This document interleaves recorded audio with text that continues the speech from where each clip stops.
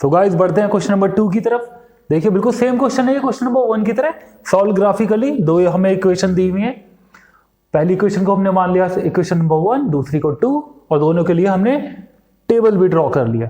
ठीक है, लिख देंगे यहां पर table for the values of equation number 1, पहली इक्वेशन के लिए table, and the same for this table for the values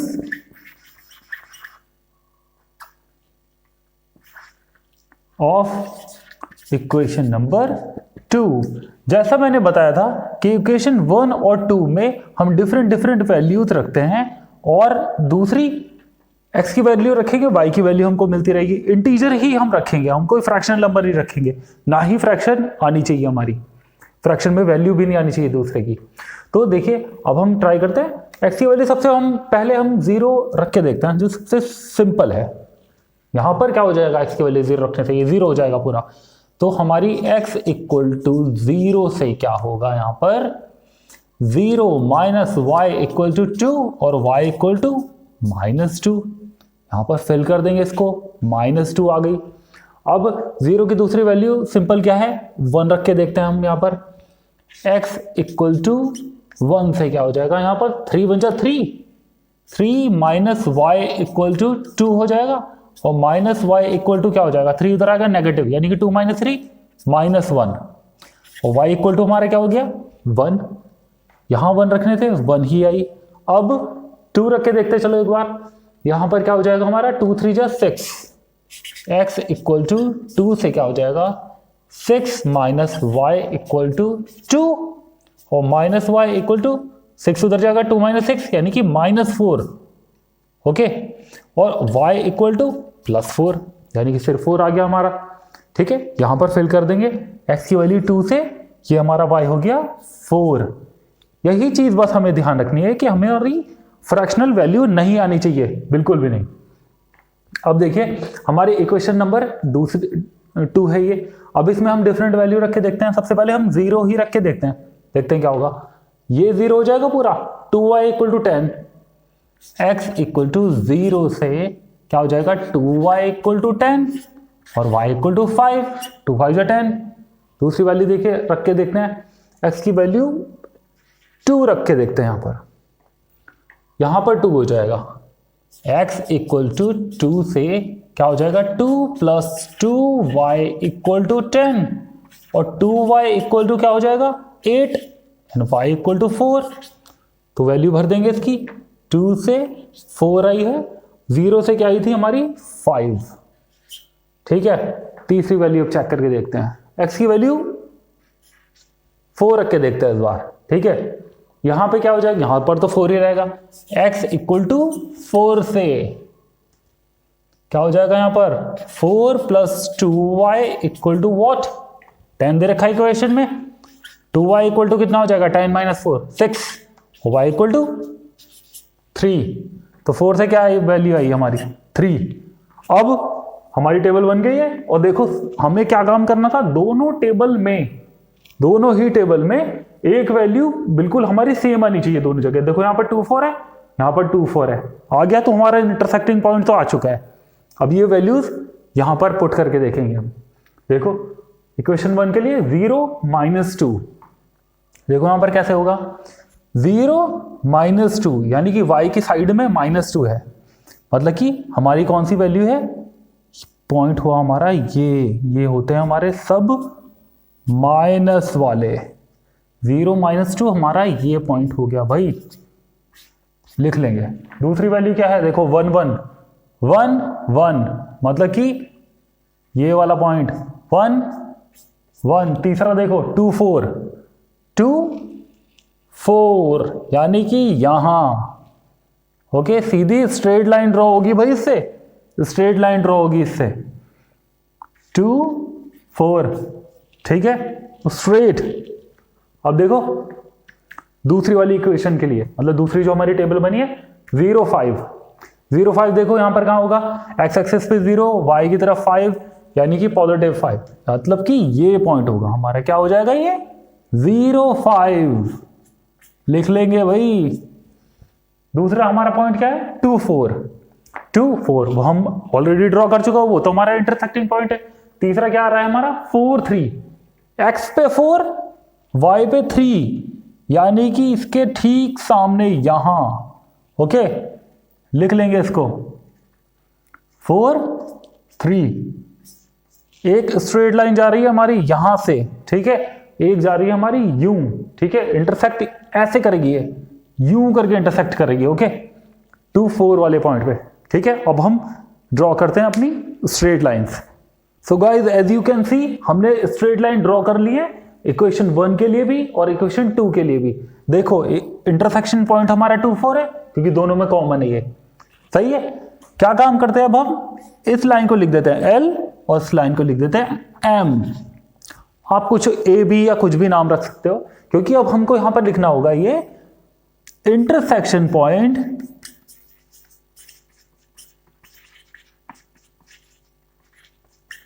for the line L and M is what 2 4। यही हमारे कोऑर्डिनेट इंटरसेक्शन के, तो लिखेंगे so the solution of equation 1 and 2 is, क्या solution है हमारे, हम x और y की वैल्यू तो निकाल रहे थे इसमें, x हमारा एब्सिस है और y हमारा ऑर्डिनेट। सो क्या हो गया हमारा x इक्वल टू हमारा यहां से 2 और y इक्वल टू हो गया हमारा 4। Okay, we are done. बढ़ते हैं क्वेश्चन नंबर 3 की तरफ। इसमें क्या दिया हुआ है, solve graphically and determine the vertices of the triangle formed by the line representing and the above equation and y axis.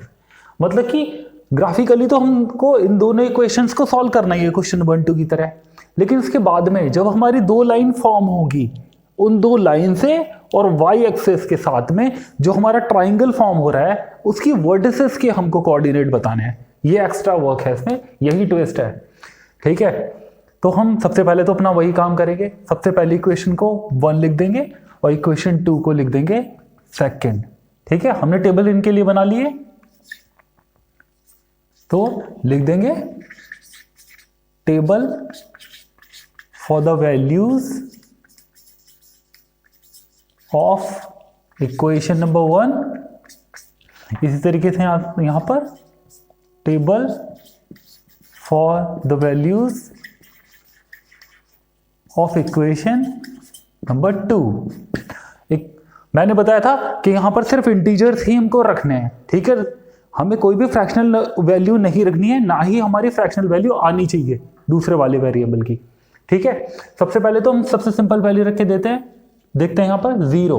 तो x इक्वल टू 0 से देखो यहां पर क्या हो जाएगा, ये टर्म हमारी 0 हो जाएगी, तो क्या बचेगा -5y -20 इक्वल टू 0 और -5y इक्वल टू 20 और y इक्वल टू हमारा क्या हो जाएगा -4, ठीक है। तो इससे क्या आया हमारा -4।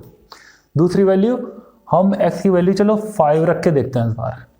तो x इक्वल टू 5 से क्या होगा, यहां पर देखो 5 4 जा 20 -5y -20 इक्वल टू 0। हमारा यही मोटो रहता है कि हम कोई भी ऐसी वैल्यू नहीं रखेंगे जिससे कि फ्रैक्शनल वैल्यू आ सके, बिल्कुल भी नहीं। तो देखो 20 -20 ये 0 हो गया और -5y equal to 0 means y equal to 0, ठीक है। -5 उसके नीचे जाएगा 0 हो जाएगा, तो ये आ गई वैल्यू हमारी 0, ठीक है। अब -5 रख के देखते हैं, चलो यही वैल्यू नेगेटिव में रख के देखते हैं। तो x इक्वल टू क्या है हमारा, अब -5 है, तो यहां पर क्या हो जाएगा -20 -5y -20 इक्वेशन में ही इक्वल टू 0। तो -20 -20 कितना होगा -40, उधर चला जाएगा तो पॉजिटिव 40 हो जाएगा, ये मीन्स 40 ऐसे हो जाएगा, ठीक है। तो y इक्वल टू क्या आएगा हमारा -8, यहां पर फिल कर देंगे इसको -8। इक्वेशन 2 पे आ जाएंगे। इसी तरीके से x की सेम ही वैल्यू रख के देखते हैं, चलो 0 रख के देखते हैं। x की वैल्यू रखी हमने 0, यहां पर क्या हो गया, ये टर्म पूरी की पूरी 0 हो गई, यानी कि अब उसे लिखने की भी तुम्हें जरूरत नहीं, जब ये टर्म तुम्हारी 0 हो गई तो सीधे यहां से स्टार्ट करो तुम, क्या 5y -15 equal to 0 5y equal to 15 और y इक्वल टू क्या आ जाएगा 3। Very simple.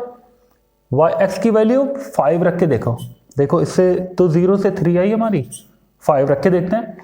तो x इक्वल टू जब हमारा होगा 5, यहाँ पे क्या हो जाएगा 5 3 जा 15 plus 5y minus 15 equal to 0, minus 15 plus 15 ये हो गया कैंसिल हमारे दोनों के दोनों। तो क्या हो गया 5y equal to 0, y equal to फिर से यहाँ पर 0 आ गया 0। देखो भाई इंटरसेक्शन पॉइंट तो हमारा आ गया 5 0 है, 5 0 है, सेम टू सेम है, यानी कि यहाँ इस पॉइंट से इंटरसेक्ट होके जाएंगी दोनों लाइनें। ठीक है, अब तीसरी वैल्यू तो आप कुछ भी रख सकते हो, -5 भी रख सकते, सेम ही रख देते हैं हम। -5 रखेंगे तो यहाँ पे क्या हो जाएगा देखो -5 से, ठीक है, -15 यहां क्या हो जाएगा +5 है ही, -15 इक्वल टू 0, -15 -30 राइट साइड में जाएगा तो पॉजिटिव 30 हो जाएगा, और y इक्वल टू कितना हो गया हमारा 5 6 या 30, यानी कि y की वैल्यू हमारी हो गई 6, -5 से 6। तो देखो भाई टेबल तो हमारी बन चुकी है, हमको इंटरसेक्टिंग पॉइंट भी इसके पता लग गया। अब यहां पर देखते हैं, देखो ये कैसे ड्रॉ होंगे। 0 -4, पहले इसके लिए हम कर रहे हैं, 0 -4 है, x पे 0 और y की तरफ -4, यानी कि ये पॉइंट हुआ यहां 0 -4। ठीक है, दूसरा पॉइंट देखो 5 0, x पे हमारा 5 है और y पे 0, यानी कि ये y 0 है, तो ये हमारा क्या हो गया 5 0, ये हमारा इंटरसेक्टिंग पॉइंट है, हमें पहले ही बताया। और तीसरी वैल्यू है -5 -8, x -5 y -8, तो यहां होगा ये वाला इंटरसेक्टिंग पॉइंट हमारे इस पॉइंट के ठीक सामने और इसके भी सामने। ठीक है, आप ग्राफ पे ड्रॉ करोगे तो आपकी बिल्कुल स्ट्रेट लाइन आएगी। ठीक है, ग्राफ पे सॉल्व करने में, बोर्ड पे सॉल्व करने में बहुत फर्क है। ठीक है, यहां पर हमारा इस पॉइंट को भी हम लिख देंगे, ये हमारा है -5 -8। ठीक है, डोंट वरी हमारी स्ट्रेट लाइन यहां पर भी आएगी। ठीक है, तीसरी अब आगे की वैल्यू रखेंगे, देखो इक्वेशन नंबर 2 के लिए 0 3, x0 और y3, यानी कि हमारा होगा ये यहां, ये वैल्यू होगी हमारी यहां पर, क्या पॉइंट है ये 0 3, 5 0 तो हमारा ऑलरेडी हम पुट कर ही चुके हैं। तीसरी वैल्यू है -5 और 6, -5 x में -5 यानी कि -5 और 6 y, यानी कि यहां इस वाले क्वाड्रेंट में आएगा, ये हमारे दूसरे वाले क्वाड्रेंट में। ठीक है, ठीक इसके सामने क्या है पॉइंट -5 6, तो पॉइंट तो हमने सारे पुट कर दिए हैं। ये लाइन जाएगी हमारी यूं और ये जाएगी इसको ऐसे इंटरसेक्ट करती हुई। ठीक है, तो हम लाइन ड्रॉ करते हैं और देखते हैं वो y एक्सिस के साथ में कैसे ट्राइंगल फॉर्म हो रहा है। So guys as you can see कि हमने ये लाइन ड्रॉ कर दी है।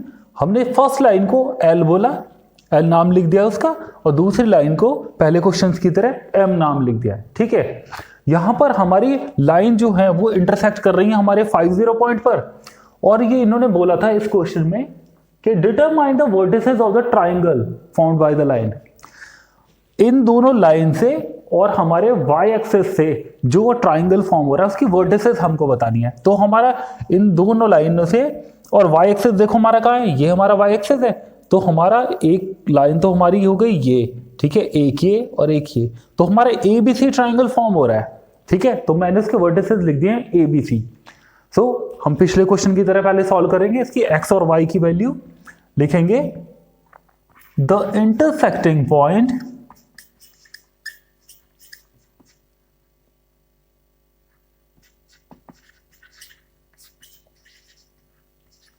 of line L and M is, what is the intersection? 5 0. So the solution of equation number 1 and 2 is x equal to यहां से 5 and y equal to ordinate 0। तो first काम हमारा ये हुआ। अब हम आगे लिखेंगे कि ए बी सी के वर्टिसेस हमारे क्या हैं। देखो, ए के वर्टिसेस हमारे 0 3 हैं, बी पॉइंट के वर्टिसेस हमारे 5 0 हैं और सी पॉइंट के हमारे 0 -4 है। वाई एक्सिस हमारे ये है, तो यहां पर हमारे ये तीनों पॉइंट इसके आप बने हैं, तो लिख देंगे ये भी साथ साथ, the vertices of triangle ABC formed by lines LM and Y axis, और सारी वर्टिसेस हम साइक्लिक ऑर्डर में लिख देंगे। ए के हमारे वर्टिसेस क्या हैं, 0 3 हैं, जो हमारे कोऑर्डिनेट हैं वो 0 3 हैं। बी के हमारे कोऑर्डिनेट क्या हो गए, 5 0, और इसी तरीके से सी के कोऑर्डिनेट हमारे हैं एंड 0 -4। ओके, तो तीनों हमने कोऑर्डिनेट लिख दिए और हमारे एक्स और वाई दोनों की वैल्यू लिख दी। So we are done. बढ़ते हैं अब नेक्स्ट क्वेश्चन की तरफ।